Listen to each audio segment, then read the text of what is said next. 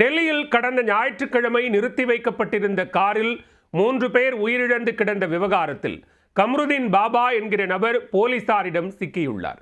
2 லட்சம் கொடுத்தால் 3 லட்சம் ரூபாயாக ஆக்குவேன் என நம்ப வைத்து 3 பேருக்கும் விஷ லட்டு கொடுத்து கொன்ற போலி பாபா சிக்கியது எப்படி? மேம்பாலம் அருகே சாலையில் நின்று கொண்டிருந்த கார், அதில் 3 சடலங்கள். இந்த சம்பவம் தான் கடந்த சில நாட்களாக டெல்லியை உலுக்கிய செய்தியாக இருந்தது. யார் அந்த மூவர், அவர்களை கொன்றது யார் என விசாரித்த போது கம்ருதீன் பாபாவின் சித்து விளையாட்டுக்கள் பளிச்சென்று வெளிச்சத்திற்கு வந்துள்ளது. பண இரட்டிப்பு ஆசை காட்டி மூவரை தீர்த்து கட்டிய போலி பாபாவை போலீசார் அலேக்காக தூக்கியது எப்படி? தலைநகர் டெல்லியில் பீராகர்கி மேம்பாலம் அருகே கடந்த ஞாயிற்றுக்கிழமை நின்று கொண்டிருந்த காரில் இருந்து 3 சடலங்கள் மீட்கப்பட்ட சம்பவம் பெரும் அதிர்வலைகளை ஏற்படுத்தியது. உயிரிழந்தவர்கள் ரன்தீர், சிவ் நரேஷ் மற்றும் லட்சுமி என்பது தெரியவந்தது. விசாரணையில் அவர்கள் அனைவரும் விஷம் கொடுத்து கொலை செய்யப்பட்டது கண்டுபிடிக்கப்பட்டது. வெவ்வேறு குடும்பத்தைச் சேர்ந்த மூவரும் ஒரே காரில் உடலில் எந்தவித காயங்களும் இல்லாமல் செத்து கிடப்பது எப்படி என்பது புரியாத போலீசார் தீவிர விசாரணையில் இறங்கினர். டெல்லியின் நங்லி டெய்ரி, பாப்ரோலா மற்றும் ஜஹாங்கீர்புரியைச் சேர்ந்த மூவரின் குடும்பத்தாரிடமும் போலீசார் தீவிர விசாரணை நடத்தினர். அவர்கள் தற்கொலை செய்து கொள்வதற்கான எந்த காரணமும் இல்லை என உறவினர்கள் தெரிவித்ததை அடுத்து இந்த வழக்கு மேலும் இடியாப்ப சிக்கலானது.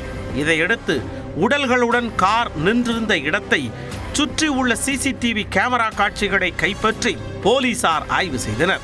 அந்த உயிரிழந்த 3 பேருடன் 4வதாக ஒரு நபர் அமர்ந்திருப்பது தெரிய வந்தது.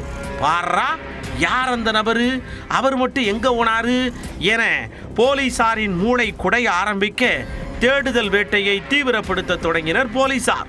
இறந்து போன மூவரும் உத்தரப்பிரதேசத்தைச் சேர்ந்த 72 வயதான கம்ருதீன் பாபா என்பவருடன் தொடர்பில் இருந்து வந்தது. மூவரையும் ஒரே புள்ளியில் இணைத்தது. இவற்றை உறுதிப்படுத்தினர் போலீசார். இதையடுத்து யார் அந்த கம்ருதீன் பாபா என போலீசார் தேட ஆரம்பித்தனர். உத்தரப்பிரதேச மாநிலம் பிரசோபாத்தில் வசித்து வரும் கம்ருதீன் தாந்திரீக மையம் என்று அழைக்கப்படும் ஒரு நிறுவனத்தை நடத்தி வந்தது தெரிய வந்தது. அவரை பிடித்து விசாரித்த போது பல்வேறு திடுக்கிடும் தகவல்கள் வெளிச்சத்திற்கு வந்தன. இந்த கம்ருதீன் பாபா பணமழை பொழிய வைக்கும் தன்வர்ஷா என்ற சடங்கு செய்வதில் பிரபலமானவர். அதாவது 1 லட்சம் கொடுத்தால் 2 லட்சம், 2 லட்சம் கொடுத்தால் 3 லட்சம் என தனது தனித்துவமான சடங்குகள் மூலம் மாற்றி காட்டுவதாக சவால் விடுப்பார் இந்த பாபா. அவ்வாறு வசூல் வேட்டை நடத்தி தனது தாந்திரீக மையத்தை பெரிதாக வளர்த்திருக்கிறார் இந்த போலி பாபா. அந்த கதையை கேட்டு நம்பித்தான் டெல்லியில் உயிரிழந்த பெண் லட்சுமி அவரை தேடி வந்திருக்கிறார். பின் லட்சுமியின் மூலமாக ரன்தீர், சிவ் நரேஷ் ஆகியோர் பாபாவை சந்திக்க வந்துள்ளனர். கம்ருதீன் பாபா வழக்கம் போல் சடங்குகள் பற்றி கூறி அவர்களை நம்ப வைத்து ஆளுக்கு 2 லட்சம் ரூபாய் எடுத்து வாருங்கள், ஓடுங்கள் என கூறியிருக்கிறார். அதன்படி குடுகுடுவென ஓடிச் சென்று பணத்தை எடுத்துக்கொண்டு வந்தவர்களைத்தான் காரில் வைத்து கடந்த ஞாயிற்றுக்கிழமை சந்தித்திருக்கிறார் பாபா.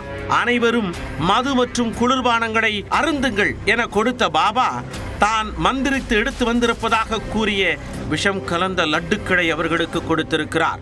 அதை வாங்கி பவ்யமாக கண்களில் ஒற்றிக்கொண்டு அப்படியே சாப்பிட அடுத்த சில நிமிடங்களில் அனைவரும் உயிரிழந்து விட்டனர்.